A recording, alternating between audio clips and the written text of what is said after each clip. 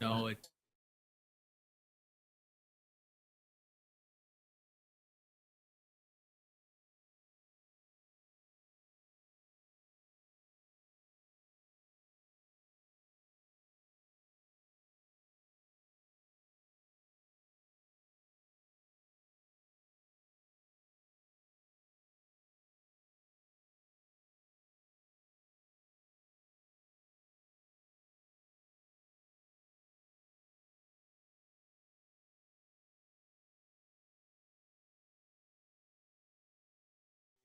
commission meeting.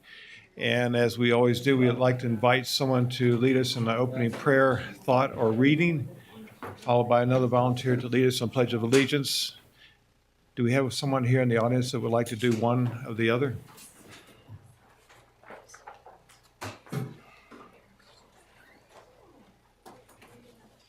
Yes, ma'am. Oh. Would you do the prayer, Emily? And following her, would someone lead us in the Pledge of Allegiance? Yes, ma'am. Thank you very much. State your name when you come to the podium. My name is Emily Peterson. Our kind and gracious Heavenly Father, we are grateful for this opportunity to gather together as elected officials, citizens, to discuss happenings around the community. We're grateful that we can enjoy this blustery day, and we pray that as we are here, we can listen with understanding and have clear minds and hearts. And we say these things in the name of Jesus Christ, amen. Amen. Amen. Thank you.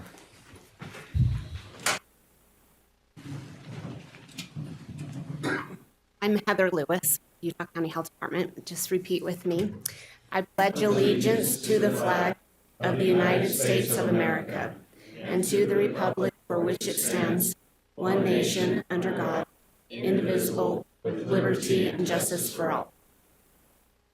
Thank you.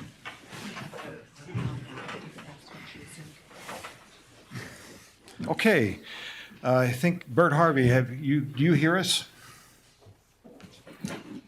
I can hear you just fine, Commissioner. Okay. Then let's go ahead and get started. We have a recognition we'd like to do first. Commissioner Gardner? Yeah, we have our Employee of the Month recognition for November. And the person that the committee chose was Matt Bailey. And it says, Matt Bailey brings strong assets to his role in our IT department, and we are incredibly fortunate to have him as a team lead. Matt is dedicated, hardworking, extremely organized, and focused on continuously learning and developing best practices to manage tasks both efficiently and effectively. He helps provide a consistency that helped his team start each project running and has developed processes and procedures over the years of working in programming that is thoroughly impressive. He brings positive energy to work with him every day and is a real joy to work with. They continue to talk about how Matt brings true professional attributes to the Information Systems Department, genuinely cares about delivering excellent quality work, and he strives to integrate both understanding and big picture strategy and goals for the department and the county, as well as attention to detail.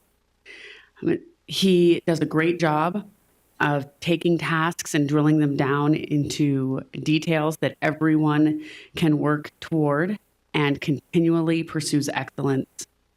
His team wants to thank him for the example that he has leading his team and that he's a pleasure to work with. It says Matt Bailey easily develops and fosters relationships with everyone he interacts with. He actively participates in meetings, and his participation enables him to initiate ideas to support our department's efforts.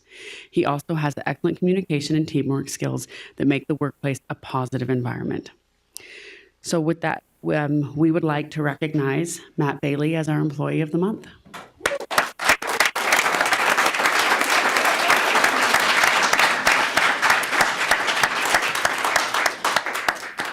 Now you get to come forward and give us your thoughts, and then we'll come and give you your certificate and take a picture with you. Thanks. I'm Matt Bailey. Oh. Those were really nice words. And I'm nothing without my team. Like, really, if I could, I'd dedicate it to them because they're the real stars. Thank you. Want to stay there, and we'll come and get a picture with you.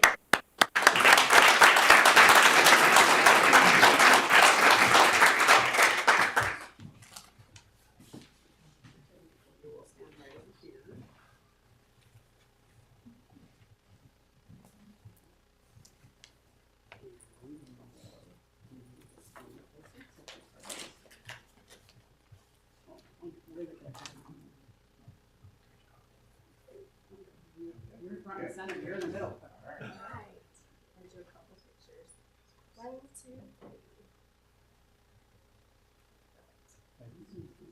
And in here, there's a couple of little extras for you for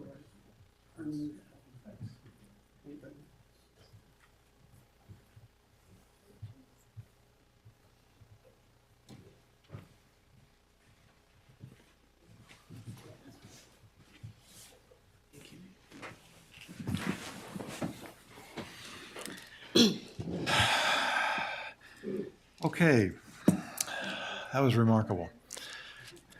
You'll have to ask them if you get the rest of a month off. His team's like, no, we need him. All right, thank you. Then we'll go into now what we call our consent agenda, and after we finish that, we will then go into the work session. And what we do with that is we go through, and if there are any items that we see that we have already reviewed previously, if there's anything we need additional discussion, we then hold that item. So with that, items 1 through 10, are there any that need to be held up? I have none. Discussed. I have none. Okay. Well, I'm either.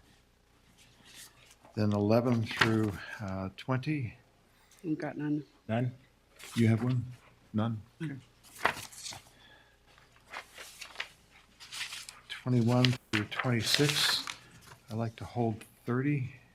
Excuse me, not 30, I jumped ahead. I looked at the wrong line here. My first one on my list is 30 as well, so I've got nothing up until that point. Okay, So we holding 30? good for 30 then? I'm good for it unless either of you want to hold it, we could.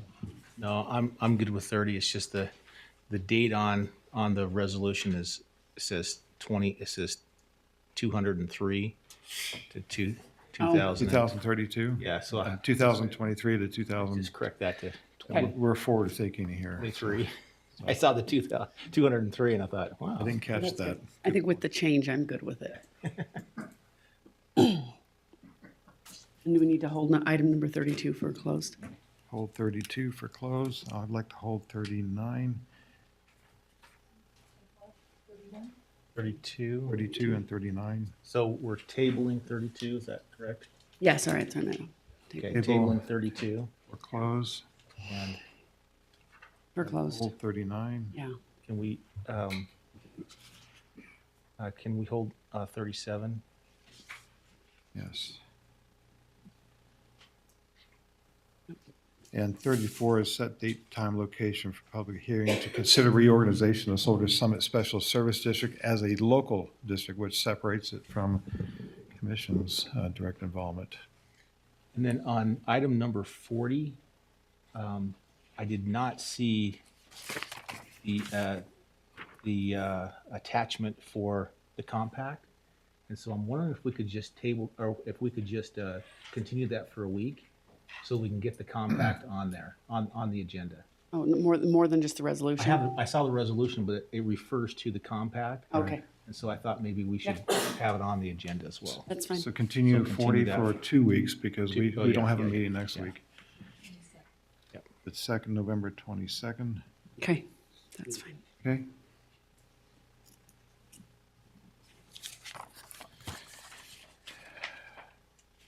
And we have, I think, 41. We have, I don't recall, Rob, you told me earlier, which ones do we have to hold for close? Thank you. If you would please hold 41, which is character professional competence of an individual, 42, which is purchase of property, and 44, which is litigation. And then I understand we don't have a need for 43. That can be stricken. Okay, so we strike 43. Thank you.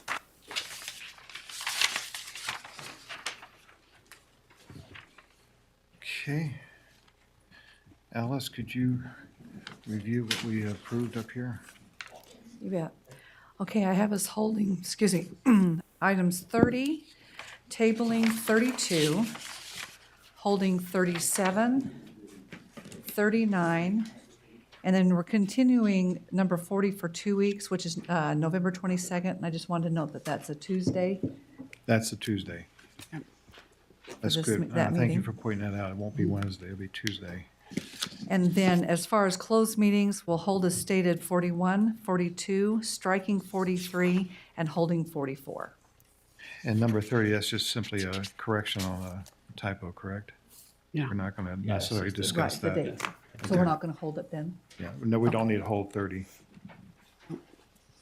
Okay. And with that, we'll begin our work session. And we have, I think, is Ben Benoit going to be speaking to this? So, Mr. Chair, if you could wait 1 second, I'm trying to get connected to the internet and I'm having a hard time connecting now. I wonder if, let me take this, Thank you, Ben. I can't open up stuff. Are you connected to the internet? I am. Of course, I do have an Apple.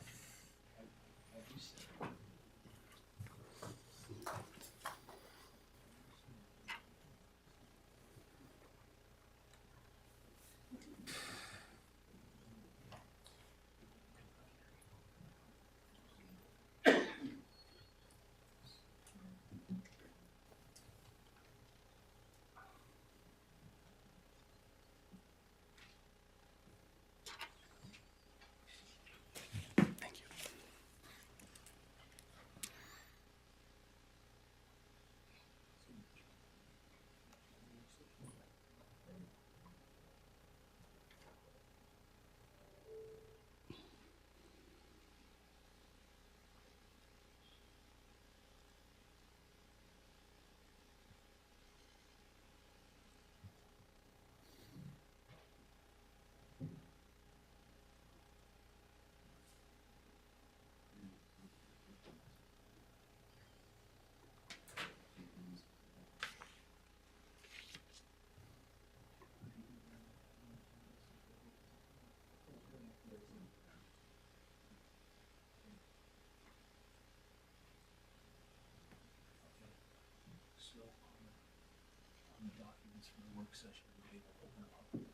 I've just been doing it on my phone. I ended up just turning off my Wi-Fi and doing it on my phone.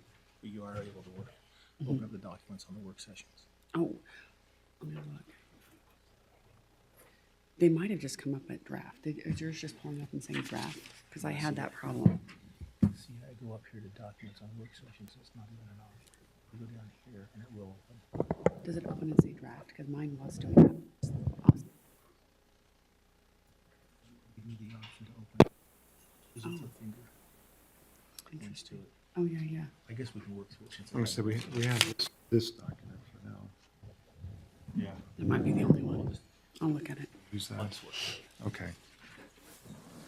Your show needs to restart. That's what happened to mine. Oh, Oh, did you? So I restarted it twice. Usually when I restart, it works. Yeah, I went all the way out. I had back in. And apparently that's what. Maybe we need to go back to pencil and paper. Restart, like, turn it all off. and stuff. Yeah, I had to re-update, had to do all my updates first. Now it's working fine. Okay. Oh, it's good to know. All right, Ben. Thank you, Commissioners. Ben Van Noy, Utah County Attorney's Office. I have here with me representatives from the two departments in the county and Wasatch Behavioral Health, Director Jurgen Kerbanka, along with the representatives from the Health Department and the Sheriff's Office to present to you a joint proposed budget for spending the opioid settlement funds. I won't get into the huge background detail on the opioid litigation. I think you, the commissioners, are well aware and familiar with what's going on. We were asked by Commissioner Gardner to get all three of these entities who provide opioid treatment or remedial or prevention education services to the county, to get them all in the same room and to come up with a joint proposal. Each department had proposed their own proposal, but since they're all asking for a limited piece of the pie, we were asked to get together and to see if we could collaborate and come up with a joint proposal. What you have before you, and if there's a way we could get that projected,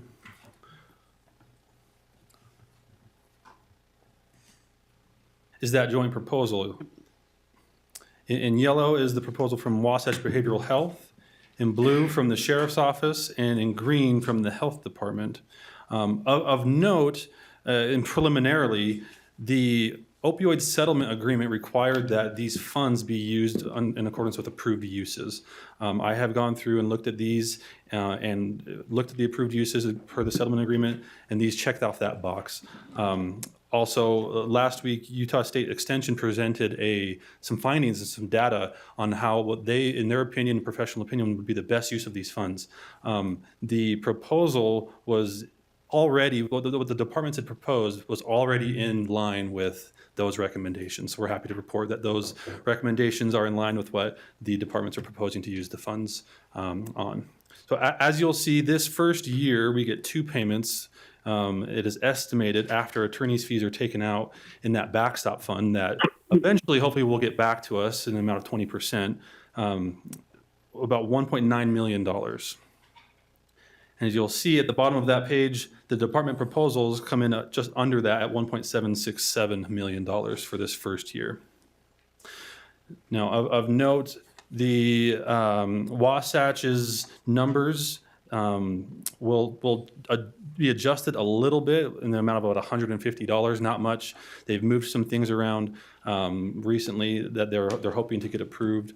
But we're happy to report that for this first year, the proposed uses comes underneath that total amount that we will receive this year, and that the remainder of those funds, the idea and the plan is to apply the remainder of those funds in ongoing years.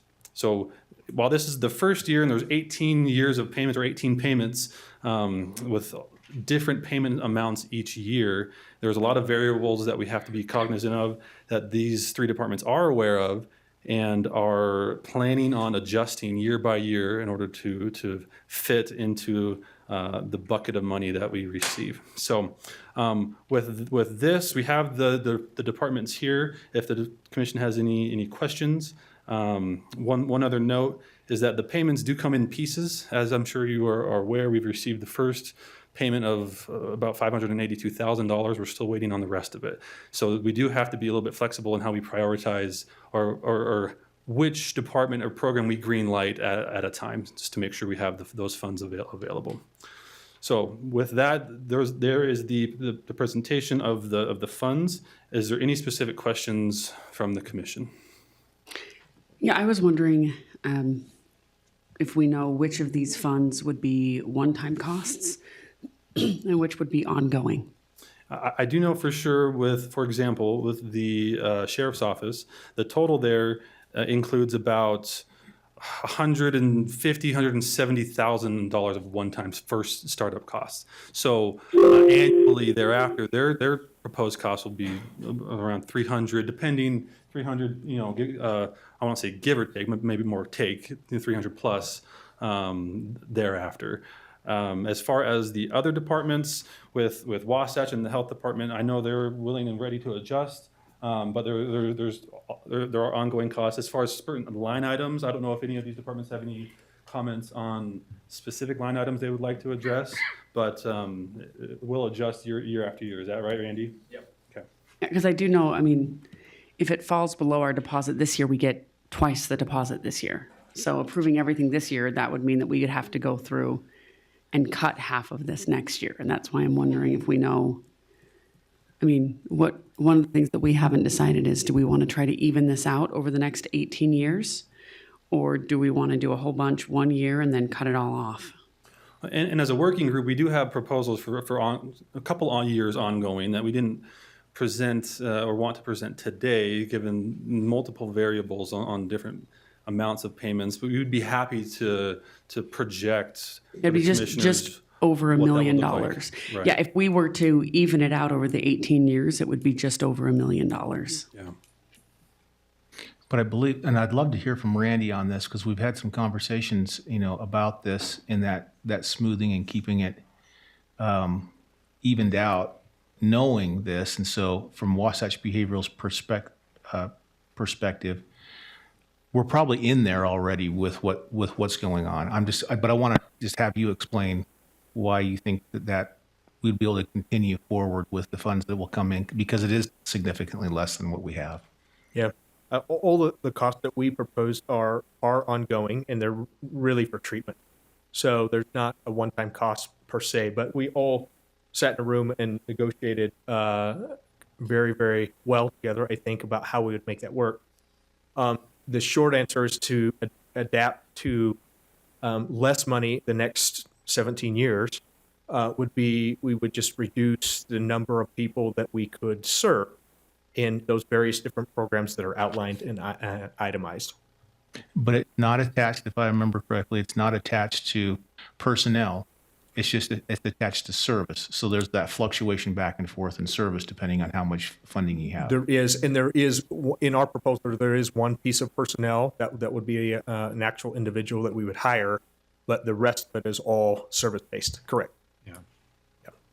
And then on the UCAP May I side, make one comment as well? That's Jürgen, I think. oh, okay, go ahead, Jürgen. Thank you. One thing also, that our total ask actually this year exceeded the total funds available, and then Wasatch that we will take the cut this year with the understanding that when we are cutting in subsequent years, we will cut more the other programs rather than us. For instance, the sheriff, we know already will need about 170,000 less. And I think the health department has indicated they have some flexibility as well. Similarly, when the 20% recap does come back, we would distribute that differently. Just because we are taking a disproportionate cut this year, we have kind of come up with that strategy going forward to be able to sustain the services to the maximum available. I hope that makes sense. So it sort of makes sense, but sort of doesn't. Because if we were to even this over the next 18 years, it would be $1,050,000 a year. You're asking for $1.7 million. $170,000 of that is UCAP. Now that means ongoing costs for them would be $170,000 less, which would put them at about $300,000 per year. But last time I checked, $700,000 is significantly higher than $170,000. On top of that, those are personnel costs, and we can guess that we're going to have a 3% year-over-year increase of that. So $300,000 with 3% is $9,000 a year over 18 years, compounded. We're going to be looking at close. So as I look at that, and then plus, even if we took away the entire health promotions from our health department, that would be another $300,000. So even if we took away next year, if we took away all of health promotions and the $170,000 from UCAP, we would still have to cut Wasatch Behavioral Health's cut next year, because we're only going to have about $1 million, not 1.7 million. And on top of that, the UCAP costs are going to go up by $9,000 per year. Sure. So there's the remainder of the $134,000 that would be rolled over would help supplement that cost.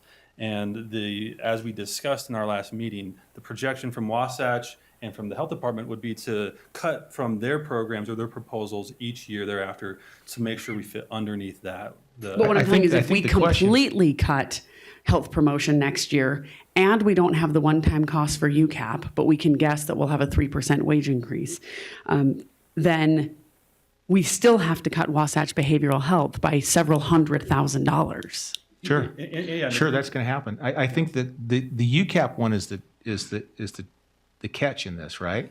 And so I'm in favor of the UCAP one. I think it's fantastic that we can do this. It actually does help to offset some of our general funds because there's a proposal in there now for staffing. So there's an offset there for that. Yeah. And the 170,000 plus the 134, it gives us about 300,000 extra in there. And I think that as we look at this, we have to look at it in the sense that UCAP's not going to get a cut next year. The cut is going to come from Wasatch Behavioral Health and the Health Department on what the leftover is. Well, both of who are ready and aware. And Yeah, they know to that. cut back, Okay. They're going to have to back. cut back on the services. I just don't- It's just a reduction in services that will have to happen. Okay. I think to the point, if I may, and I apologize if I just jump in, but I think to the point of the UCAP funds, I think in our meeting, if I remember correctly, that the agreement from the Sheriff's Department was to not ask them for an increase, that they may next year get, I don't know what the number was, 310 or 320,000, which might be a little bit more than they actually need, and that they would budget accordingly so that they would be held constant and we would not compound an increase for additional personnel costs.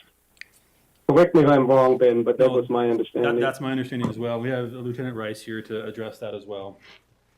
So the proposal,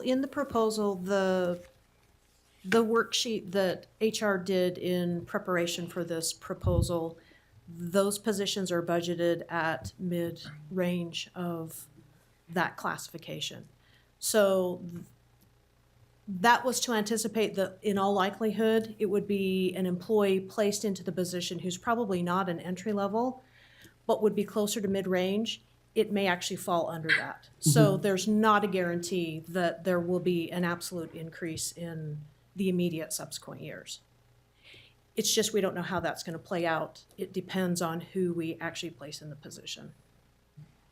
It's just one of those unknowns. But this was our best guess, about mid-range of the pay scale. Okay.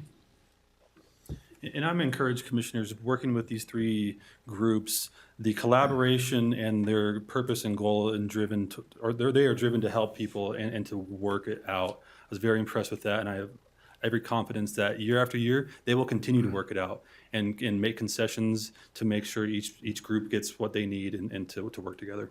And probably out of a certain amount of fairness, when that 20% comes back, and we don't know when that's going to come back, Correct.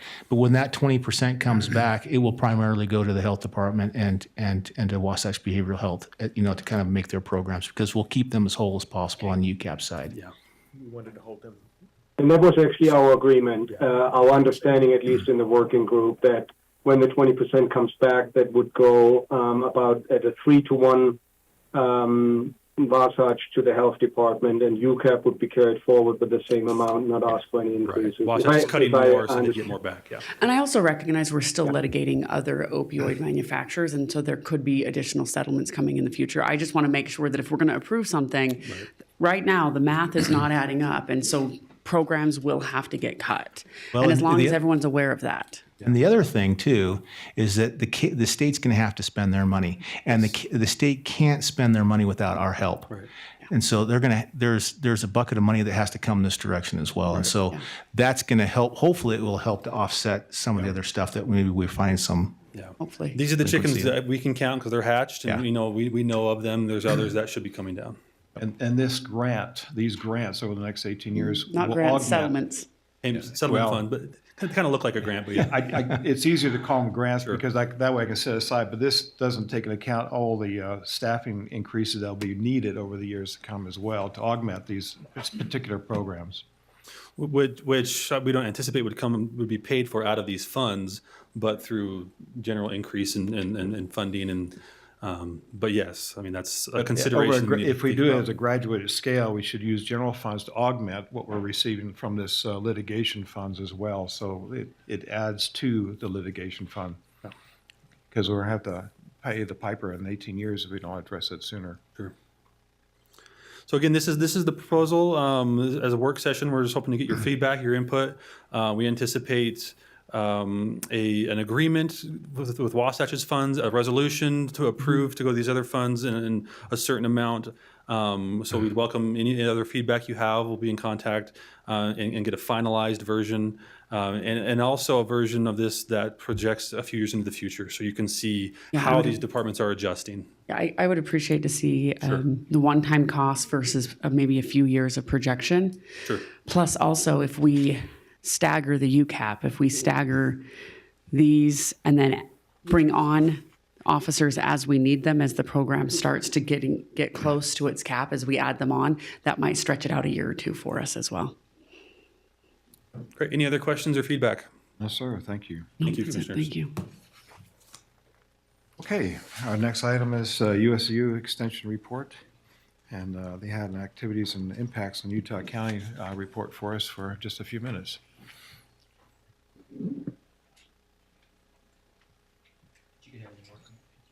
I did, yes. I just need to make sure that presentation's up. Okay, and then is there a clicker somewhere?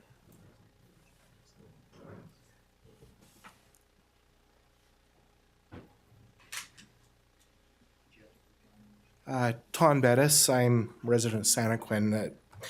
So we're going to keep this brief, and we're focusing on new programming. And I feel like we'll probably follow up in another month or two anyway with some things. We've have a couple of employees who called sick this morning so we're going to get this done anyway. So, okay, let's see. Is this powered up? Nope. There we go. Okay. So first up, Corianne Topham, I'll let her take over and we'll bounce just a little bit. She is running our livestock programs in the county, and I'll let her introduce herself from here.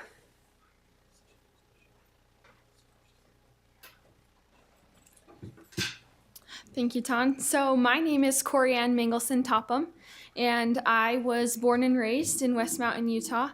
And I am the new livestock coordinator for Utah County, which means I coordinate efforts in youth programming in regards to livestock, as well as working with producers right here in Utah County. I grew up very involved in livestock myself. I participated in all things 4-H and FFA, and that took me across the state of Utah, and even was able to compete in national contests. And through those experiences, I learned a lot. And I want so many youth in our county to experience those things as well. So today I just want to share with you 2 things that I am working on to improve livestock efforts in Utah County.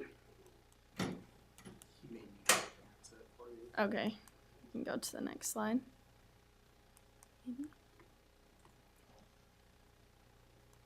There we go. So in our county, we have a large group of youth who participate in raising and showing and exhibiting livestock across the state of Utah at county levels and at state levels, and they represent our county very well and are very competitive. And so an effort to help them step outside of the show ring and increase their opportunities, with my youth livestock ambassadors, we have implemented a study event series called Learn About Livestock, where youth come and they learn about all things livestock, including different type of livestock breeds, nutrition. Excuse me, I think, did we lose YouTube? We lost Zoom? That's all right. Okay. Must be the snow. Yeah. Did you say YouTube is still going? So we could continue with the presentation and the public will still see it. We just don't have interaction with the public on this presentation, and that should be fine. Let's do that. Yeah. So let's keep going. You're good. Okay. Thank you. So, like I was saying, they learn about just all things livestock, including illnesses and diseases, as well as cures and medications. So the goal of this program and this Learn About Livestock is to help the youth step out of the show ring and continue to participate, expand their knowledge, and introduce them to new skills such as public speaking. Another aspect of coordination that I'm working with in Utah County is Jacob Hadfield, who is the over agriculture and natural resources in our county. And so together we work together to help our producers to learn about the newest technology, the latest findings, and the best practices. In the most recent USDA census of agriculture, Utah County's market value of agriculture products sold is over $122 million. Agriculture is a big part of our county. Livestock and producers are crucial, and the future of agriculture are these livestock kids who are involved in youth programming. And so they need our support in educating them and helping them to grow and to be what we want in our county. So thank you Thank you. It's good to see you. What about your dad? as well. He's doing good. Is he going to stay with the junior livestock program as the coordinating that? Okay. He will be in it even when he doesn't have children in it. He is very fond of it. Good. Michael Karen, who would have been presenting, is sick today, so I'm going to take his portion.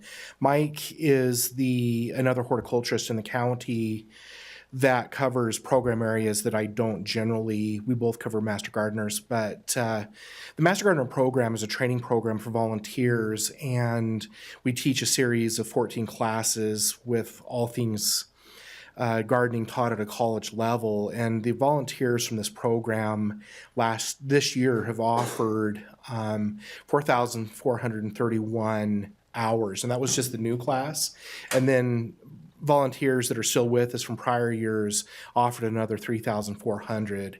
So if you figure the dollar value of that, government rates, it'd be $234,000 that we've contributed in the county to anything from county fairs to public gardens to even a lot of our volunteers went to retirement centers and helped with gardening, community gardens. There's a whole list of things that they do.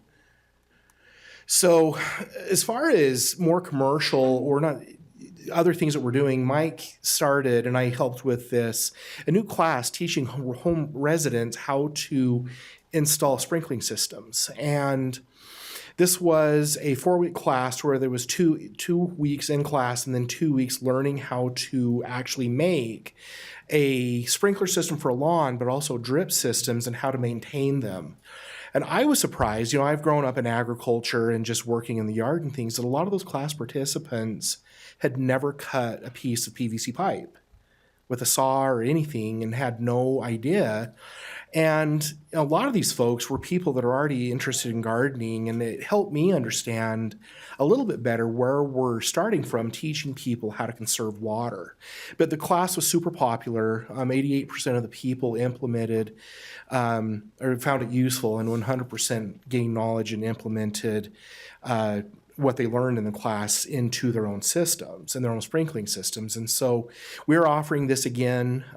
There will be 2 sessions this coming spring, and we may expand it again to the south end of the county, just depending on availability of labor to do that. So the impact of that would be that the average homeowner doubles their irrigation, what they need to keep their lawn green, and it is a huge area that we can do to save water so that we don't have Big Brother, coming down on us saying, you're going to do this or else, and we're trying to do this voluntarily. So other horticulture programs, the irrigation class, 80% of the participants were female, 100% increase in knowledge, and then there's the numbers there for increase. Okay, and so Cindy, I will turn the time over to Cindy, and we'll open up for questions when we're done.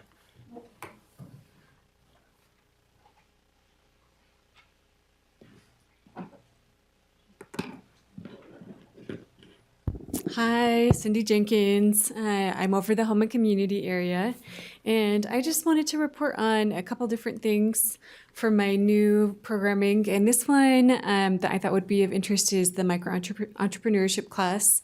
I have, of course, the mini grant from USU to run the class. And the first session is happening right now in partnership with United Way at South Franklin.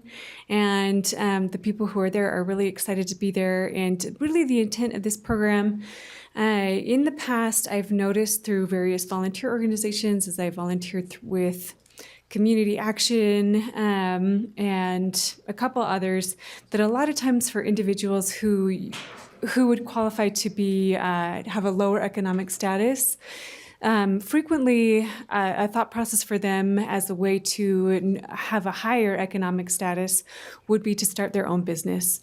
However, they frequently lack the skills in order to get there. Or it seems like to get there, the next step is larger. Like if there is a class, the next step is larger than the one that they would really need. So this class is intended to fill that kind of niche area. It's just a small micro entrepreneurship class to get people thinking about things like how do you market something? What is the real cost to you? And what exactly will you need to do in order to get your business off the ground and get a profit running? So I'm excited to be able to offer up. We'll have another session in January and then another one in February. So I'll be excited to report to that in time for you all. And then this is my only slide, but I just wanted to do one more just do two more little follow-up things. And something else that I've been working on in partnership with a few other people, faculty members like myself, under the home and community area throughout the state is diabetes prevention.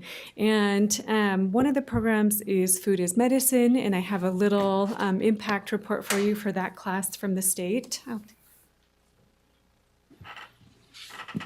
Thank you. Thank you. Thank you. And then the second one, so this is the first class that I was helping with, and the second one is one called Cooking with Diabetes.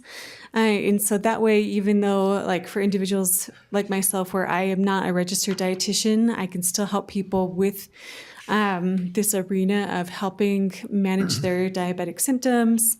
And we're really happy. I'm really happy to announce that we're able to get funding so that way I can bring this Cooking with Diabetes class to Utah County, and it'll be just for Utah County. So I'm partnering with the Utah County Health Department to market it, and we'll host it at the USU Extension offices. And it's just all about how you manage your food as a diabetic individual. So that's really fun. And then I just want to do one more quick follow-up for the Utah Women and Leadership Project. Tom is helping out with that one, where we had a fantastic meeting in the spring. We had another follow-up meeting. The first meeting, we had about 45 community leaders just come together and talk about how we can really help support Utah Women in Leadership in Utah County. And then we have really just basically because of Tom and because of Clea Harris, we started this wonderful working group in Utah County. And we had our second follow-up meeting with about 35 Utah County leaders. And we're getting all of our bylaws and different things we're in and people in different arenas assigned, people to be assigned to help with education, the business area, the law area, all these different things. Even an evaluation person to help us with our evaluation going forward, so that way we have really solid information to report back on our projects. And our next meeting will be in the spring at Sapria. So, woo-hoo, thanks. So you said you've had 2 of those meetings? Yeah, we've had 2 now. So I was invited to the first one, but I was sick. Oh, might want to invite the only female commissioner we've ever had to a women in leadership meeting. Sorry, I thought that you were because I didn't on get the an invite to the list. second meeting, and I would love an invite to the third. Oh, I'm so sorry, Amelia. Yeah. So I remember the first one I was sick, but I would have liked an invite to the second, and I'd love one to the third. I'm so sorry that we missed you. So I take full responsibility, and I will 100%. I will even call you on the phone and be like, "Hey, Thank you. it's That'd happening." be great. Okay, thanks, guys. Keep it up. Keep it going.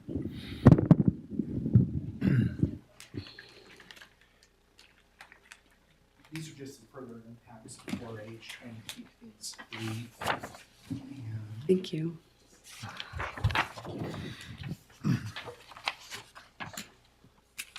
that's what we had to present, excuse me. We have much more going on, but I don't want to take too much time here. And so are there any questions for us? Okay. Just watching that skyrocketing chart keep going up and up and up. So What? The skyrocketing chart. Yeah. Incredible. Thank We you. always like to see the increases in participants and things. So, all right. If there's no questions, I will sit down and thank you again for your time. Thank you very much. Thank you. Okay. We have next the presentation regarding Utah Code. I'm blind, I apologize. 5912-2220, authorize a fifth penny sales tax to fund Utah County roads. We have Jeff Acerson of UTA here. I want to ask a question about transplanting a tree. I think you could give us good advice. Right. Yeah. That voice is very familiar, so. Yes, it is. Okay, my name is Jeff Acerson, and I'm here at a couple of things just to kind of bring you up to date with some of the potential discussion that's going on at the state legislature. On the agenda, it states, item number 3, it says, a fifth penny sales tax to fund Utah County roads. The statute right now is not for roads. It's transportation. It's transit. Transit. It's 100% transit right now. The whole gamut, the whole spectrum. Yeah. So there are discussions going on as early as just 3 hours before I came down here, talking with some of the planning organizations like Wasatch Regional Front, Andrew Gruber and Andrew Jackson. There is none of the counties to this point have enacted the fifth. Salt Lake County, Utah County, Davis County. I think Summit County has. I'm sorry, yes. Summit County has. Thank you, appreciate that. But on the Wasatch Front, this side of it, none of them have, the statute's been in place for each of the counties based upon the growth that's taking place along the Wasatch Front on this side of the mountains. They have, the legislature, Senator Harper was the one that kind of pushed on this to give a funding mechanism for the counties to try to promote transit, both for service and infrastructure, giving them a funding mechanism that not only provided some money, but it also could be money that could leverage for federal funding as the system grows out. So that's kind of where it is now. It sunsets on June 30th of 2023. There is discussion at the state legislature to extend that time frame.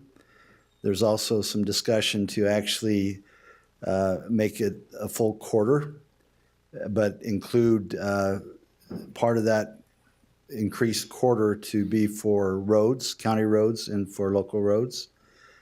I'm not hearing there's a lot of support for that. It could change. But that's an option. I think Salt Lake County is waiting to see if that gets some traction. Senator Harper has stated it was specifically for transit, so I'm not sure he's going to be willing to change that. But either he or Representative Christofferson will sponsor whatever change, the extension of the sunset of that legislation, or whether they expand it. Please. On that, if it's enacted, like Summit County has, if they change that legislation, that just automatically happens, or do they have to reenact it, or they have to re-adopt it? Great question. I've brought that up in discussions.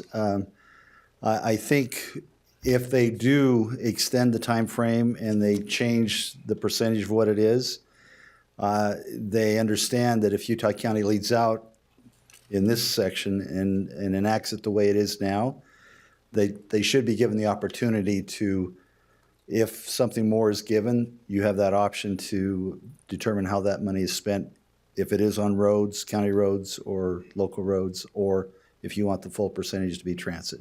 So that discussion's going on, but there's nothing that's affirmative. I'm open for questions. Yeah, the logic makes sense. Have the representatives been presenting this idea to their various constituents? They have. My counterpart that represents Davis and Weber County, they are actively sharing that information, having those discussions. There is a little bit of pressure, but I don't think it's valid pressure with the idea that it's going to sunset in June of 2020, the end of June in 2023. I think the appetite of the legislature is they really want to see the counties embrace this if they feel like they need to. And so that deadline is a little softer than maybe what it originally was proposed. Are you thinking they want to see the counties embrace it for transit or? Transit. Okay. Senator Harper was very clear to me that in some of the meetings we've been in a committee, that the purpose of that was specifically for transit, particularly in these high growth areas that the right-of-way or the corridor preservation, trying to get that structure, that designated structure in place so we can accommodate the growth. Carlos Paceras has openly stated multiple times that we can't build enough roads. And the transit, getting more people in a, I guess, a consolidated system that can move people in a timely way is an integral part of what's going to happen to address the growth. So I want you to articulate a little bit about control of this fund. Sure. I know we've had discussions, and I think it'd be nice to talk about where the control is, if this is enacted, and even into the years ahead, where the control lies year after year with this fund, or with this. The way I understand it. The way you understand it, and the way the statute reads, if enacted by the county, that money would go to the state, the sales tax, and then it would come back to the county, to the commission, and you would have jurisdiction on how those monies were spent. It's stated for service or for infrastructure. And once again, agencies like, if it is expanded to a broader transportation rather than just transit, UDOT would be your client, UTA would be your client, some other organization that wanted to provide some kind of service would be your client, and based upon the plan or what they suggested, you would determine whether or not you wanted to expend those monies. That's my understanding. Yeah. And I think. Yeah. Yeah. We were. So you're in control, basically, which is, you're imposing it, so you should be in control if you impose it. And the few people I've tried to kind of get a feel for what their reactions would be on this, their concern is that we live in an age of inflation. Housing prices are coming down, but we still live in this age of inflation and uncertainty about economics and economy, jobs, and tax increases. And so there's some hesitations when I mention this idea to them. So I just bring that up to for your attention. So I'll have to follow up with Representative Christopherson on that option there, what he has in mind. Yeah, part of the challenge, and I think we all understand this, things are not getting less expensive. Construction costs are not going down. I've actually told my colleagues I'd love to see a recession, because it would kind of reset everything, because it's just been going crazy. And yeah, UDOT's having the same problem. I mean, the workforce, you're having a challenge trying to get the employees you need, because our, jobless rate is, it seems like we're in a perfect state, but we're not, because inflation and costs are going up and housing costs are going up. That's one element of transit with some of the legislation that's been put into effect. Each community along the Wasatch Front, there's money been set aside by the legislature to help each community where transit is a part of that, or their planning is a part of that, that they develop a stationary plan where you have a bus system, or you have a front runner system, or a track system in that community, where you actually develop plans on how you integrate transit into that, so it can be the best use of the money that's being expended. So that, and it has a housing element to that. You've got also the HTRZ, which I need to follow up with Yes. you on. That is some legislation that was passed that allows developers to take advantage of some state funds. Once again, it's a stationary plan. It's plan development on how you can use density in housing and get lower cost housing, more affordable housing, which is mandated to be to actually qualify for those funds to come into the development project. Yeah, I think they all work hand in hand, right? Yep. Our houses here along the I-15 corridor are going to continue to cost more money, and we need people to be able. The problem is if we take everybody who can afford housing and we put them out in Eagle Mountain and there are no bus routes from Eagle Mountain to Lehigh, then the people living in Eagle Mountain can't get to a job and the mothers can't get to the WIC services and they have no way to get to medical services. So I think it goes hand in hand. Yeah. Other questions? Thank you. You good? Yep. I appreciate Thank the you. opportunity and just thank you for your service. Thank you. I know what it's like, and it's at times not as appreciated as maybe it should be, but thank you for your service. Thanks, Jeff. Appreciate it very much. Alice, would you make a correction to the agenda so that it's not roads but transit on that particular agenda at the very last word? Thank you. Okay, we're going to take a very brief pause while we restart, at least hopefully restart Zoom and see if that takes. So we shouldn't take very long on that.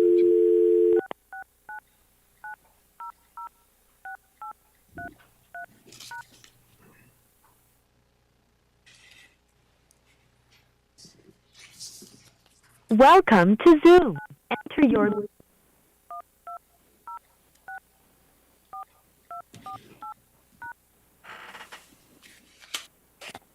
Enter your participant ID. You have joined the meeting as an attendee and will be muted throughout the meeting.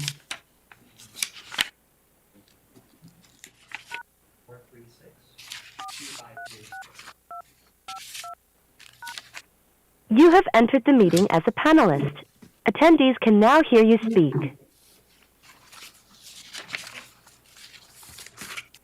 We're good to go? Great. Thank you. So now we are on number 4, work session, discuss proposed changes to Utah County Standards of Conduct Policy. I had to keep myself a tight lip on this with Civil Division's review of some of the past history and some of HR's insights because I couldn't even share these ideas with the other commissioners until we had this work session last week.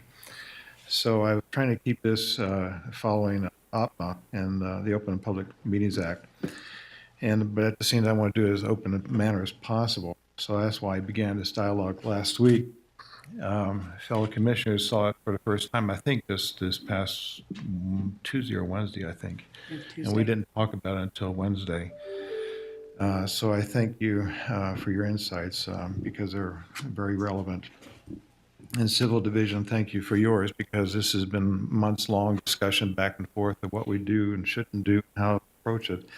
And then you led a discussion with the department heads, so thank you for that and for department heads participating, elected and appointed. And so I believe that's a beginning of a good start. So that's why I wanted this work session. And at the same time, I wanted that additional after we talked last week after the work session, you held that meeting at our request. And so for that, thank you, because I want this to be thorough as well as applicable, not harebrained. I only met with 1 or 2 individuals, department leaders, since that time. But I asked to have today's meeting to include any additional insights from department heads, both elected and appointed. Glenn, you're going to be the first to come up here.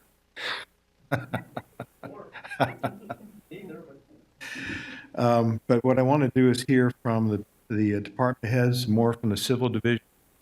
Secondly, I want to propose dates for considerations on how to implement and add those insights and make any additional clarifications. And then set date, times, and locations to either approve or disapprove the final format. And so this will probably take a couple of weeks. And so what I want to now do is open this to the public, but I think maybe with the department heads first and anyone else that might want to participate in this by Zoom or may walk in here, maybe after the department heads speak first. So with that, I welcome the department heads to provide their insights. Commissioner, do you mind if I say just something real quick? Please. In response on Monday. So just wanted to just follow up. And by the way, thanks to the department heads for our meeting on Monday that we had. I thought it was a very helpful meeting. There were some recommendations by the department heads that as to this proposed standards of conduct that I think were very helpful. I think some of the concerns of the department heads, and they're going to probably express those here today, is those standards of conduct may not apply to, for example, one of the things we mentioned was insubordination. Elected official, who are they insubordinate to? Because they're not, and so that was one of the questions. Another one was time. They don't punch a clock. They're pretty much elected official all the time. Right. And so there was those kinds of discussions. We've all worked about 7 days on occasion. Sure. So Some more than one others. one of the thoughts that I proposed to you when we talked is maybe after the work session today and after you hear from the department heads, that we go back and look at modifying this, taking it away from the department heads as to the standards of conduct not applying to the department heads as stated currently, and then maybe we work with the department heads and develop a standard of conduct that might apply just to department heads that they're satisfied with. 'Cause I think they agree that they shouldn't be stealing stuff, they shouldn't be abusing people. I think there's an agreement there too. I think we can work with that and come back to you with a department head elected official proposal. And that was kind of my thought to you the other day.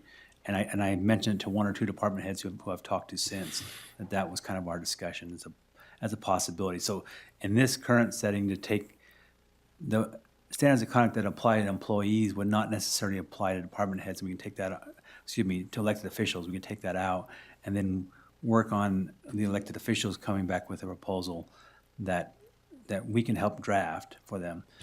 And then they can, I guess, come to a good conclusion that they like that and they're satisfied with it, and then bring it back to you all. That was a thought. Yes, So that's I just wanted exactly to what I'm mention thinking that. about, yes. Kind of set the Thank stage you a for little that. Mr. Surveyor. Anthony Canto, County Surveyor. So I appreciate and get what you're trying to do here, is hold elected officials accountable for their actions. I think we all agree that that's a good thing.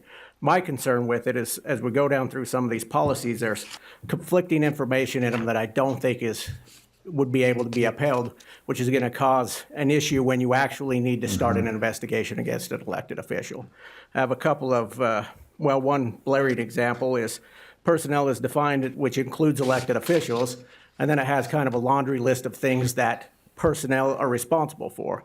So one that pops out to me is if an elected official doesn't show up for work for 3 days, did he resign from office? Because this code says that he would, this policy would say that he would, which doesn't make any sense. And those little conflicting things are what I have an issue with. The only other real issue I have with this now, with the changes, is where we take state code and then we add a little bit to it, which is in, is it F of 1? We quote the state code and then we add, a member of the county legislative body may refer the investigation to human resources. I'm not saying that's bad, but it's outside of code. I think the code is, I think it is sufficient and enforceable the way it is. I would rather see the elected officials code say something along the lines of as authorized by law. The state code is not silent on the issue. It says what you have. It gives you guys powers as a body of the the body of the county legislative body is the terms it uses. I just think it's more appropriate to stay directly within code and not conflate state code and county policy and make the county policy unenforceable. That's my opinion. Okay, thanks. Thank you, Anthony. Next.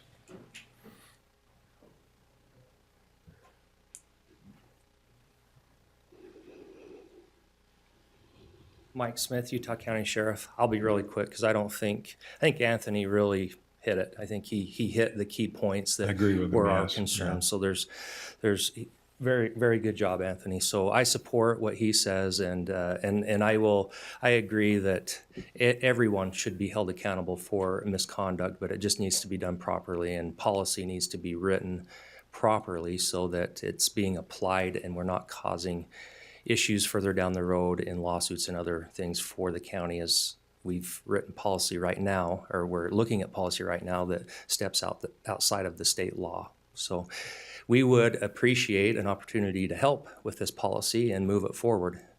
Excellent, good. Thank you. You will. Thank you, Sheriff. Anyone else? Come on, this staff has always been vocal enough. Clerk Arter. I want to go after the Shire Reeve, because that's where his title comes from, all the way back in the days of the king, who needed to collect taxes out in the countryside, the Shire, and they send out the Shire Reeve to go collect the taxes. And sometimes they would get to make a commission on it, and then you start to see how the language begins the very... Are you proposing that he works for Bert Harvey? No, he works for the king. But what's interesting is you think about, this conversation is fundamental to the county form of government, which is a very unique form of government, which really does come from the days of the king, when there were multiple different, almost conflicting bodies who represented the king and carried out different functions.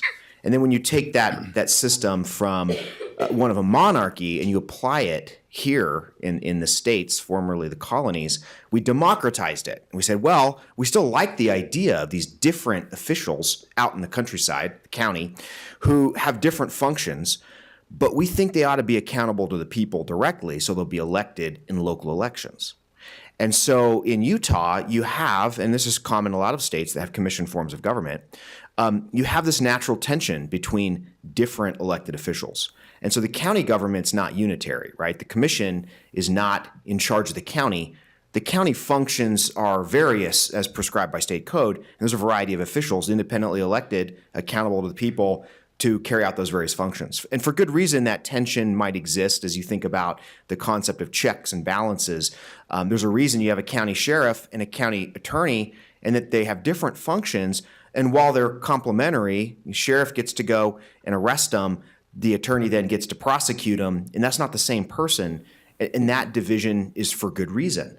And so the way that the arrests take place or the jailings take place is different than the way the prosecutions take place. And those independent elected officials are held accountable to the people based on kind of their policy preferences, right? And so I think it's important that that balance and that sort of natural tension and division of power is maintained with how we move forward in county policy. And that's why I think state code has been maybe silent on some of the things that are being prescribed in at least one of the current versions of this proposed policy. But I think it's important because that accountability to the people sometimes invokes some interesting tension.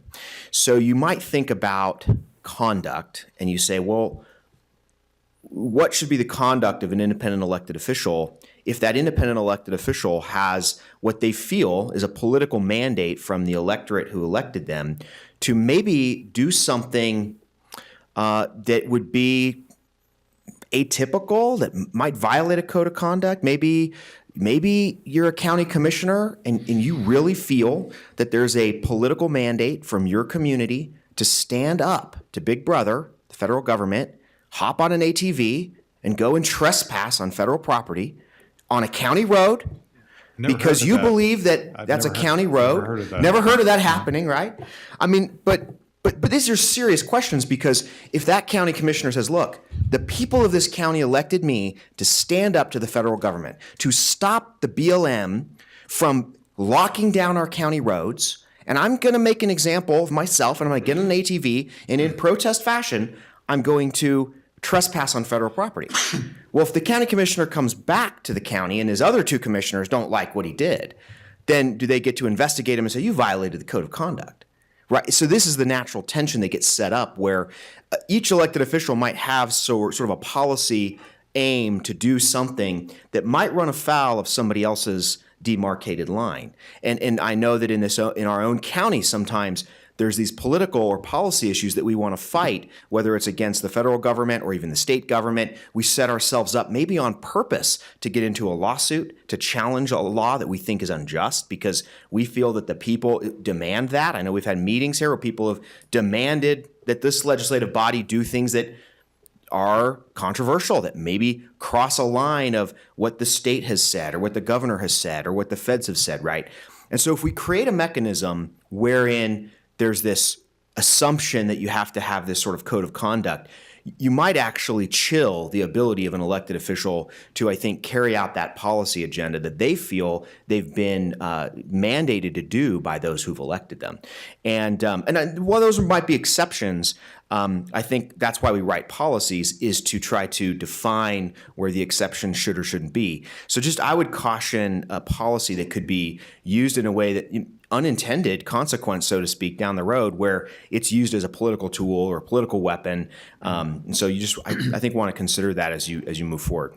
Thank you. Thank you, Josh. There were many, many examples that I had with the civil division, and that was somewhat, not that specific one, but there were several similar to that. So I'm glad for the department head to visit.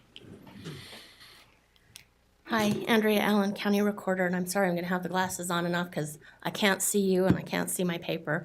But I didn't want to sit silent. I agree with what has been said, and I just wanted to bring out maybe one more item, and that is a couple of weeks ago we were talking about some attorney policies that maybe seemed a little redundant to the existing county policy, and Commissioner Lee brought up that fact and argued that there is no need for redundancy.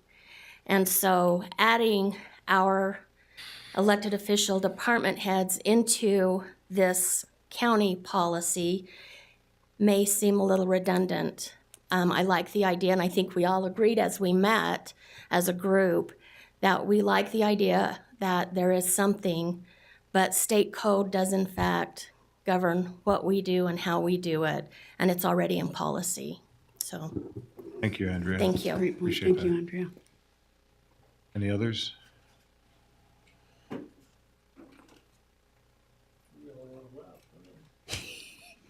They saved the best for last, Chris.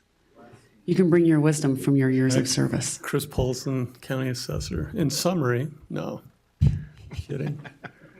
I like to agree with what's been said, and I believe this started off as just some HR modifications to the code, and it just kind of morphed from there.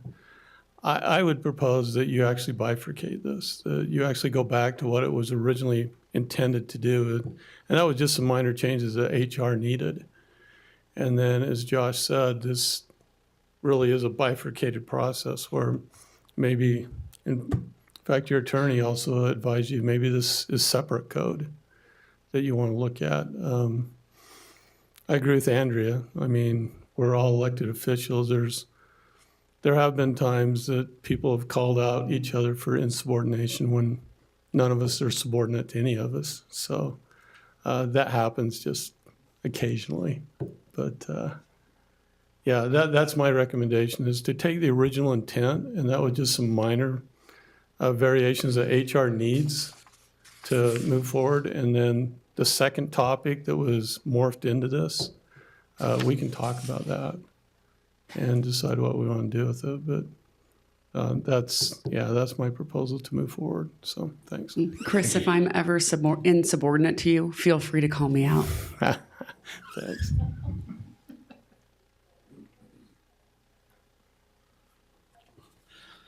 So in summary, no more than 5 minutes. Ralph Barnes, HR. So yes, I was the one that started this about a year ago, and it actually has been almost a year. And it did morph, and it became in some ways a lot more than I really intended. I have to say, coming from the the private sector, it's hard for me to wrap my head around sometimes the concept of elected officials. And I think there was an intent from where I sit to really have this apply to everyone who provides a service to Utah County. However, I've been educated by our folks in the civil division and the other elected officials over this time frame to understand that it really is different and likely does not apply for elected officials. You're right. I did. There was just a handful of items I added to the laundry list, and it really was from the experiences I've been having at Utah County, where employees do certain things over and over again, and I wanted to make sure those were called out in the list of things that you should not be doing, or you can be held to a higher level of discipline. And the concept of including elected officials in here is becoming almost untenable at this point because, and I think your idea, Chris, of just having something separate, I think is a great idea. Yeah, I'm certainly open. I absolutely want this done as soon as possible. As Commissioner Sakovic knows, I've been very anxious to get this finished. So I would love to see us get a version finished as quickly as possible that applies to our employees and anyone who's providing services to Utah County who's not elected, and then we handle the elected separately. I think that probably is the best outcome at this point. So Thanks, Ralph. Sure. And the others. So if you don't mind, I kind of was taking some notes as folks were talking, and so really my summary of the notes. So Anthony, I think you made a great point that state code is sufficient and it's enforceable, which to me basically means, and I think Andrew pointed this out, that it's kind of unnecessary and redundant. As a small government conservative, I don't think that we should be making laws for the sake of making laws, making rules for the sake of making rules. And if state code governs something, then I think state code is sufficient. And I'm pretty consistent with this. I know, for example, I'm on the Board of Health right now, and I'm trying to work with them to completely deregulate tattoo parlors and body art because the state law doesn't require us to. So I would like us to look at going to the minimum in state law, right? So I think when it comes to the Board of Health, we should look at the minimum that state law allows us to get away with. And I think that this is one area that state law is sufficient. So I think that was a great point, Anthony. Thank you for making it. The sense that I get from my fellow elected officials, my peers, is that many of them feel disrespected, and I understand that. And so I appreciate those of you that came and talked to me, and I want you to know that I heard that, and I recognize you as my peers, and I appreciate, especially those that have been in public service longer than I have, I appreciate your experience. And I don't just consider you my peers, I consider you my mentors. So I appreciate those of you that have been here at the county longer than me and giving me insight to things that you've seen. One of the things that is concerning is if we have a code of conduct that we enforce differently for different groups of people, I think that opens us up to get sued. If we have a code of conduct that we say applies to everybody, but we enforce it differently, I think that really is unequal then. And so I think that if we have a group of people that are treated differently, they should have they should not have that same code of conduct, because I fear that would open us up to get sued. I sent a letter to the state auditor with a copy of the proposed policy, and he sent me an email back. And I want to read a little bit of that. Basically, to summarize, he said that this is basically trying to give authority that we don't have. So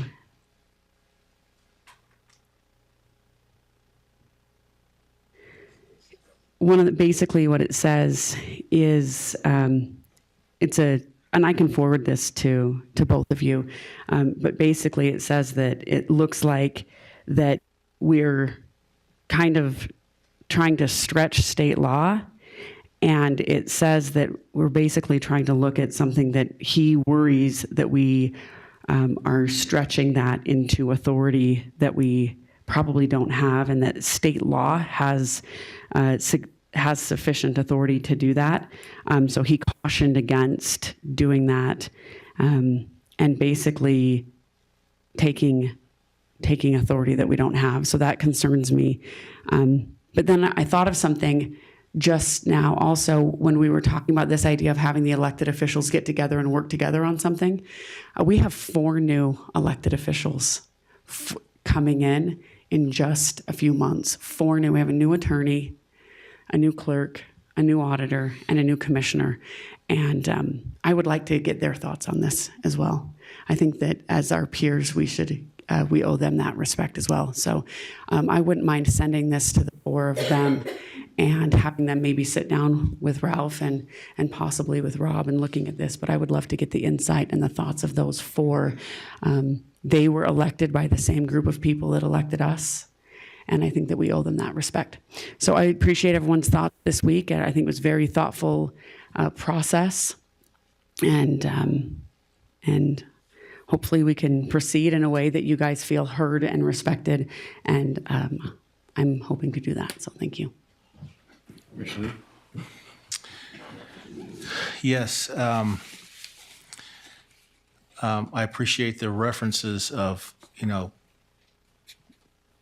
of duplication, because I actually feel that, and I believe that. And looking down through, what we have before us, I also realize that policy law is kind of like making sausage in a lot of ways. There's a lot that goes in, and I'm always, it always amazes me how when I was in my private business, we used to say all the time, we can talk about issues, we can disagree on policies, we can disagree on stuff, but as soon as it turns personal, then it's just out of control. And so I think that as we go through this and look at it, because I read things in here and think, I don't know, there's some shalls. Every time I see a shall, I'm like, wait a second, that's pretty strong language, because I know what that means.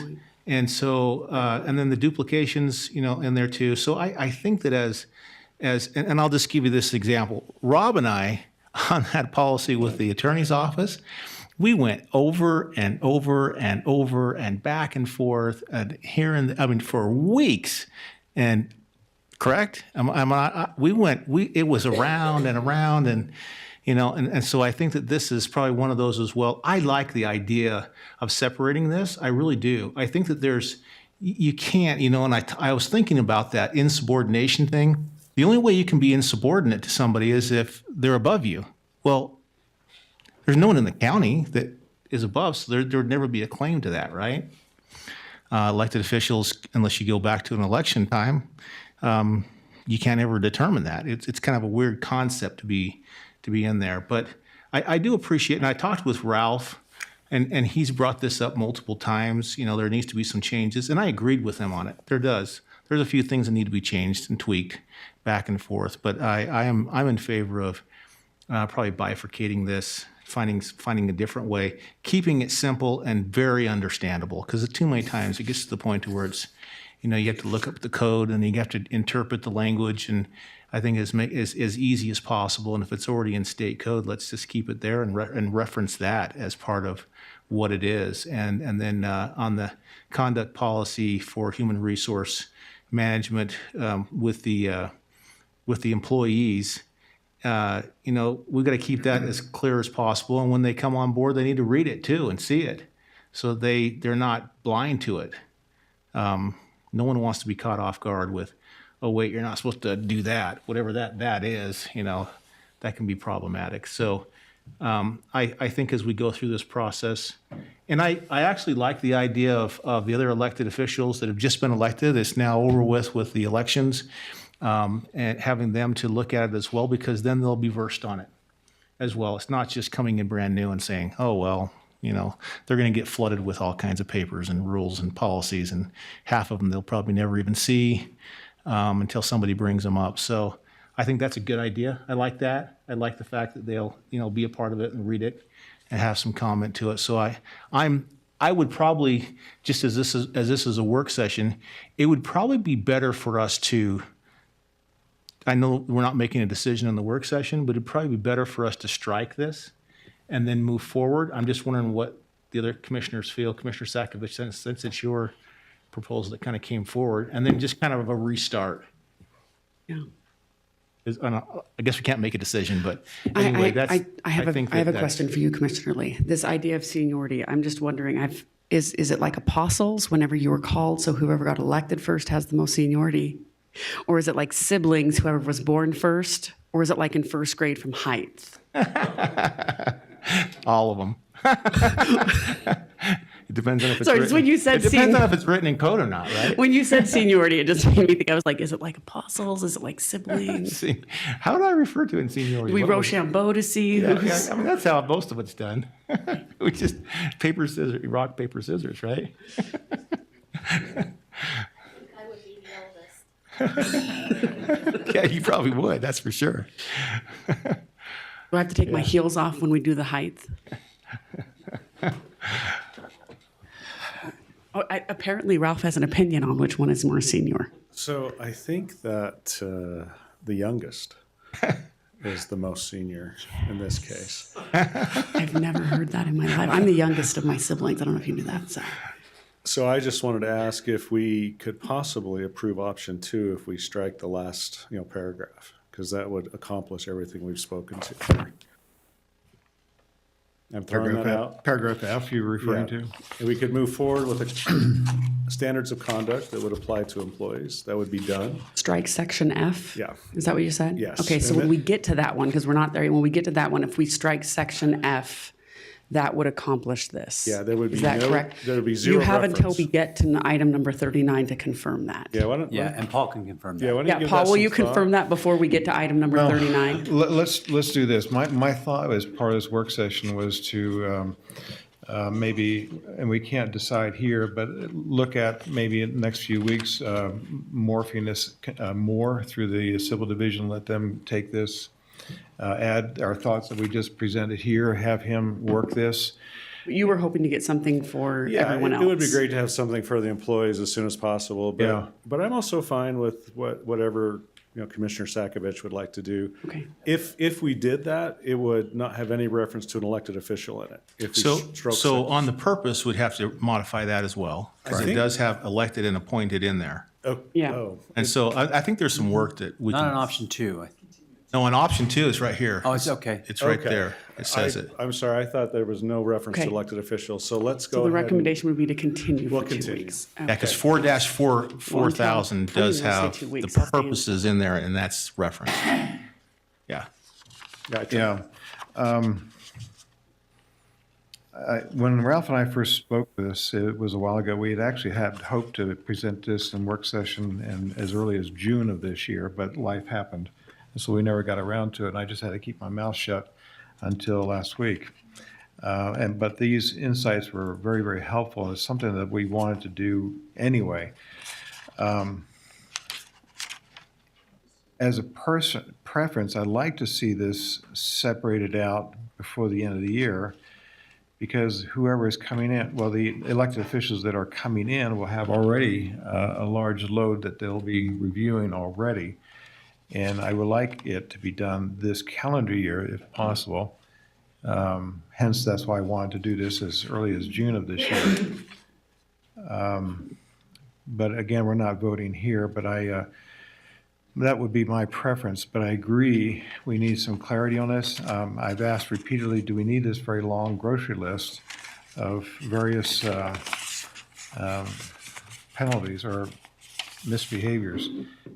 Because all of those are basically in code as well. And so I don't have an answer for that, other than maybe as a separate document, and say, these are examples as the HR goes through and provides annual training on what the standards are for everyone. That may be a possibility, I don't know. Or just leave it in as it is now and has been for a while. But anyway, that has been my thought. What we did last week was an extreme draft, that's for sure. It was not meant to be final. So I appreciate the insights from everybody. That, any other comments from the public?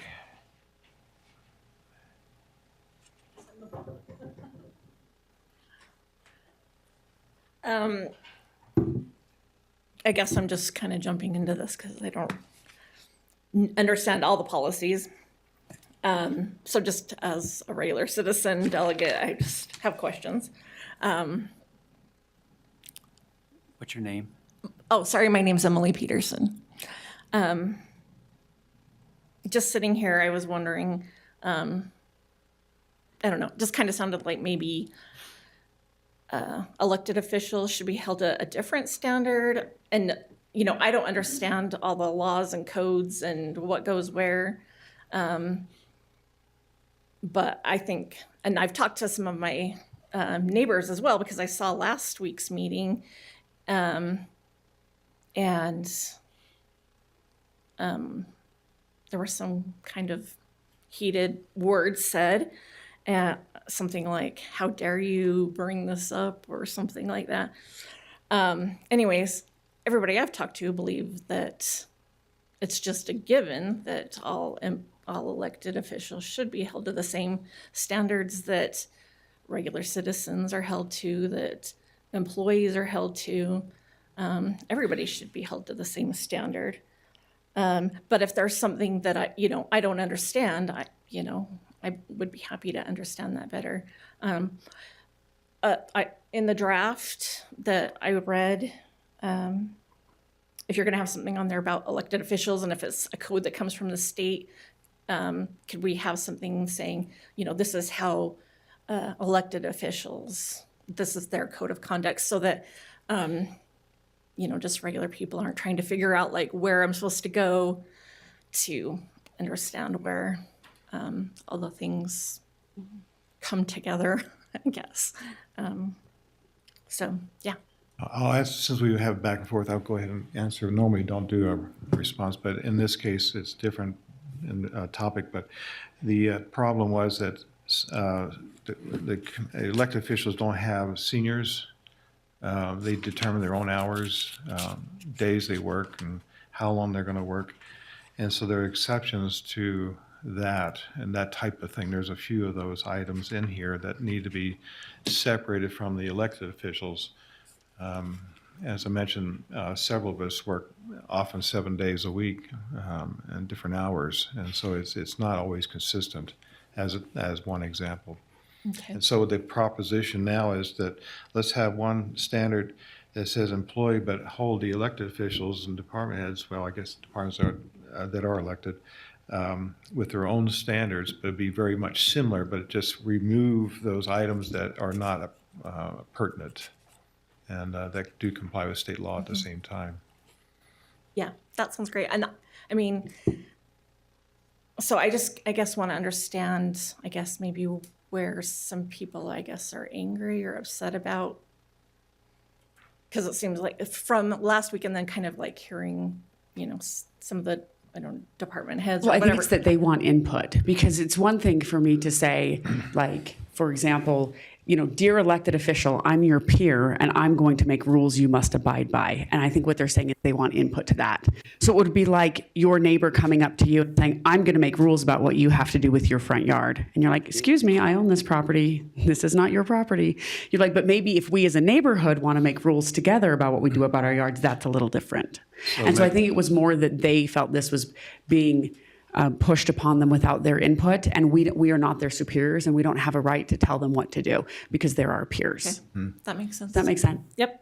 Yeah, Thank you. there's the 11 elected officials.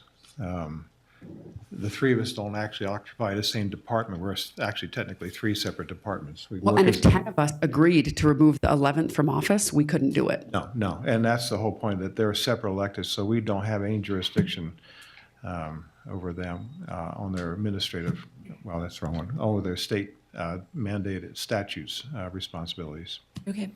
Thank you. Sure thing. Thank you. So one more thought as she was speaking there, and maybe it's just a thought that we can bring up and talk. There is a difference between elected officials and department heads. I mean, Yes. Because some department heads are appointed, and so they're not the same. So we're gonna have to work through that as well. Agreed. On what that looks like. I know that some of our appointed department heads, they could be gone tomorrow, and I hate to say that, but they could be gone tomorrow depending on what two of the county commissioners think. So it's not quite the same. That's true. And I think we probably have to, I know we're going to try to bifurcate, but in some cases, department heads fall a little bit more underneath the employees, but they don't because they're department heads. It's a weird twist in That's a great there, point. to see how that actually works, because we don't really necessarily want to put them all underneath the elected officials' status because they didn't go through the same process that we went through. Yes. Right. Well, again, that's what I'm going to ask our civil division chief to. I was going to say something my wife would be mad at, but anyway, I refrain from it. But anyway, if we could. But the rest of us would understand. Anyway, Rob, if you could look at what is and maybe HR together, look at what is reasonable in a way of you putting together a new proposal, send it back out to all of the department heads. How much time do you need to have them come back, review it again, update as needed, and then send it back once more if that works? How long would that take? But maybe what we'll do is we'll have maybe a different alternate. I don't know if it's striking or continuing or whatever it might be with that one agenda item, but. I don't think it's a bad thing to strike it because then when we re-add it, we'll have new documents. Yeah, we So don't have to striking put it it would all probably be together. best. And then Okay. when we're ready, we can re-add it with the new documents. I got to say one more thing about the appointed. They're the most unprotected employee in this true. county. Pretty much ever. I mean, they are, the merited employees have way more protection than our appointed department heads. And so, anyway, it's. As an aside, I'd like to look at that in the coming weeks. So, this is Rob, let me clarify then. So my understanding is, for the next, you're likely to continue, strike it, is that what you're gonna do? And we And can then put in new a couple documents. weeks, do you want us to bring back the standards of conduct that has it with no references at all to elected officials? And maybe department heads, because we might need to look at them separately. And we can And then do we that. can, and then And that then- gives us time to go through the process. So we're with going the to others. trifecate it, this thing? We'll trifecate. Good, very good. And then as it relates to elected officials, we can take these standards of conduct, we can look at them and see if there's any, and then we can send those around to elected officials and see what they want to do with it, as Okay. far as whether, if they want to enact their own code of conduct, if you will. I guess you guys will Well, be acting. this one's supposed to be universal. There's going to be department level policies that should not be interfered with. So what I'm understanding you're saying, and I understand what we talked about, is that we're going to take option 2 and just make sure it did not have any references at all to elected officials, and then possibly put that back on, because that's what Ralph needs to have happen for employees. We need option 2 to be adopted without any references to elected officials. Okay. That's as I understand it from Ralph. So that's what needs to happen right away. He's anxious for that. And then as it relates to elected officials, if you want me to get involved in something and maybe even take it to the next department head meeting, because we haven't, that's a different question. Unless you're able to do it by email, if you can get a consensus that way and Well, not we have a also separate meeting. should discuss with the 4 folks that'll be coming in next Yeah, year. you too. mentioned that. So I mean, we can kind of treat it more like what should we include, not include, as opposed to, And that's we don't right. have anything definite Yeah. for that part. So option 2, we have definite. If you're talking about elected officials and any kind of code of conduct for them, we haven't even, if we're going to do something separate document, we haven't drafted anything. So And that may be a could easily separate come to for them. department head. Yeah. meeting. Okay. So I would, yeah, so we shouldn't. We could just vote have here. that discussion in department head meeting, if you want to. Yeah, that's why I walked up here again, just for clarification. Because he's also all-knowing. This guy's been. Well, he's the senior. In first grade, I was a senior. Very tall first grader. No, I wanted clarification on that because if this is a work session, you can't take action, but if this is going to go separate ways, are we tied to a disclosure type that we have been in the past on this topic? Because it'll be a new piece of legislation or policy change. So can we bring it to department head meeting with everyone in the room instead of not having the commissioners there? I think the difference is, if you don't, we're talking about two different things. And I'm right? just talking about So if we were the taking the part that policy is back being there, taken no, out. I don't think we could take the policy back to department meeting. But what we can do is create essentially what should we include in a future policy and have some brief discussion about that in department meeting, I think it's fine. Because what we've done with that is that's a totally different document. All right, so everyone can be in the room at that point, because we're talking about policy here, but nothing's on the agenda at that point. Correct. Nothing related to that, nor has anything Okay. been related to that at this I point. just want to make sure we're all in the same room, so. Okay, thanks. Thanks, Thanks, Chris. Chris. Okay. With that, no other public comment, internal comment? Okay, that concludes work session number 4 then. Thank you. That was very helpful. So I think we've tabled 32. We held 37.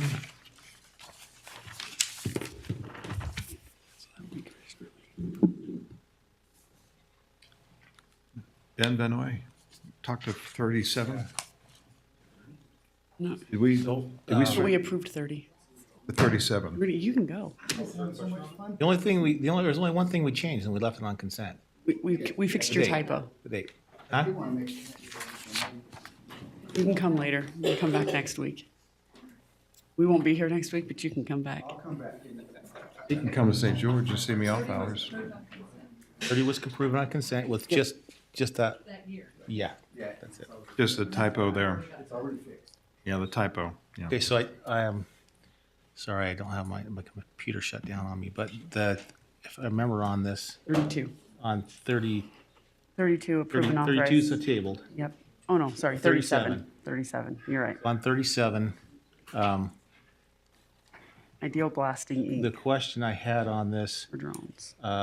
was are these drones, and this is probably more for the sheriff's department, are they in the budget? Yes, I They're believe in, so. they're in the Yes. budget, or are they in this year's? They're in this year's They're budget. in this year's budget? Yes. And we've approved those already. That is my understanding, yes. Okay, that was, Can I make comment on that? yeah. Q's ominously waiting. I believe, so this is why I stayed around. You're good. No, I mean, these drones are being purchased with some of the funding that we've been using. We've taken some of the anticipated salary savings and shifting it forward into this year so we could relieve next year's budget. And these were approved in the Yeah. budget transfers. Yeah, they're in the budget transfers, yes. Okay, so this is probably one during that process that I voted no on, because I'm Yeah, I not, think- I'm not a fan Yeah. of the 1,100 expenditures. Yeah. Okay. Yeah. Yeah, that was That was part my of the, recollection. part of the question with it, so, just to be consistent, I'll be voting no on it as well, because I really want to keep the 1,100 Yep. for personnel issues. Which I understand and I respect. And I'm Yeah, just- absolutely, that's fair. Yeah. Well, since you're going to vote no, do you want me to make the motion? I'll second, Okay, I'll make a motion to approve item number 37. I'll second it for the vote. And I'll second it for the vote. You'll second it for the vote. Okay, all in favor, say aye. Aye. Aye. Pass 3-0. No, Nope. I didn't say aye. Oh, I'm I sorry. say nay. I jumped ahead. Sorry. I say nay. All opposed? Yeah, I say nay. So we have a light pause. Okay. Okay. So on 30, are we ready to go to 39? Yeah. I'll make a motion that we strike number 39 on our agenda. I'll second that motion. It's supposed to be my motion. Well, you're the All right, chair. I'll make a motion to strike 39. Now, chair. all in favor, say aye. Aye. Aye. I seconded it. It's passed 3-0, stricken. All right, and then number 40, you had asked to Continue that to continue, the right? We 22nd of continued June. that 2 weeks. Yeah, That's it. June 22nd, yes. Yep. So now we've got tabled item Time is number it? 32. We have a closed session.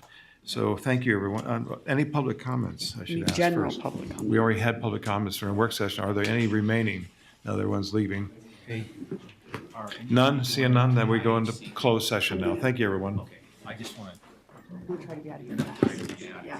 I'm going to run to the restroom real quick, and then let's try and move to these quickly. I want to.